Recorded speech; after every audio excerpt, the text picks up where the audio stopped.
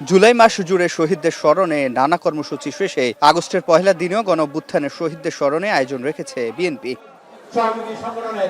ঢাকার দুই প্রান্ত গণঅভ্যুত্থানের অপ্রতিরোধ্য প্রাঙ্গণ উত্তরা ও যাত্রাবাড়িতে আয়োজন করা হয় সমাবেশের। শুরুতে শহীদ স্বজনদের বক্তব্যে উঠে আসে সন্তানদের আকাঙ্ক্ষা বাস্তবায়নের আহ্বান।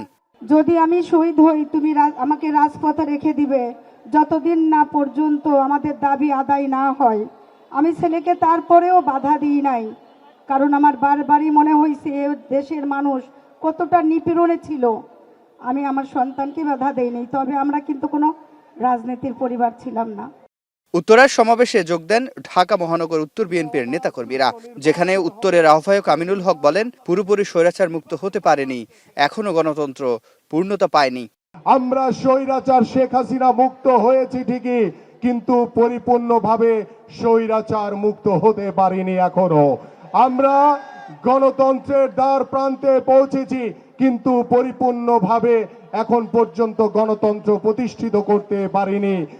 রাজনৈতিকভাবে আওয়ামী লীগকে নিশ্চিহ্ন করতে পারলে ফ্যাসিবাদ থেকে পরিপূর্ণ মুক্তি মিলবে উল্লেখ করে বিএনপি মহাসচিব মির্জা ফখরুল ইসলাম আলমগীর বলেন, এদেশে আর আওয়ামী লীগের রাজনীতি নয়, সবাইকে এ বিষয়ে ঐক্যবদ্ধ থাকতে হবে। যারা লুটপাট করে, যারা ব্যাংক লুট করে, যারা চাঁদাবাজি করে, যারা মানুষের সম্পত্তি লুট করে নিয়ে যায়, তাদের বিরুদ্ধে আমাদের কোনো রকমের আপোষ থাকবে না। তাদেরকে আমরা কখনোই স্বীকার করব না, তাদেরকে আমরা কোনো মতেই সামনে আসতে দেব না। এদিকে যাত্রাবাড়িতে সমাবেশ করে দক্ষিণ বিএনপি, যেখানে যোগ দিয়ে দলের স্থায়ী কমিটির সদস্য মির্জা আব্বাস বলেন, ফ্যাসিস্ট সরকারের কথা বলতে বলতে এই সরকার যেন নিজেই ফ্যাসিস্ট না হয়ে যায়। নির্বাচনের ঘোষণা নিয়ে ষড়যন্ত্র আছে উল্লেখ করে তিনি বলেন, বিএনপির বিরুদ্ধে জনগণকে ভুল বোঝানোর চেষ্টা চলছে। আমাদের 15 বছরে আমাদের নতুন প্রজন্ম, আমরা যারা পুরনো আছি, আমরা ভোট দেওয়া ভুলে গেছি। নতুন প্রজন্ম ভোট দিতে শিখে নাই, আর তাদেরকে আপনারা পিয়ার শেখান।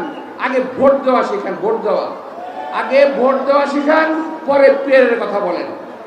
এ সময় রাজনৈতিক দলগুলোকে বিদ্বেষ পরিহার করে সুষ্ঠু ধারার রাজনীতি করতে আহ্বান জানান তিনি। যাবে না। সিফাত শাহরিয়ার, এখন, ঢাকা।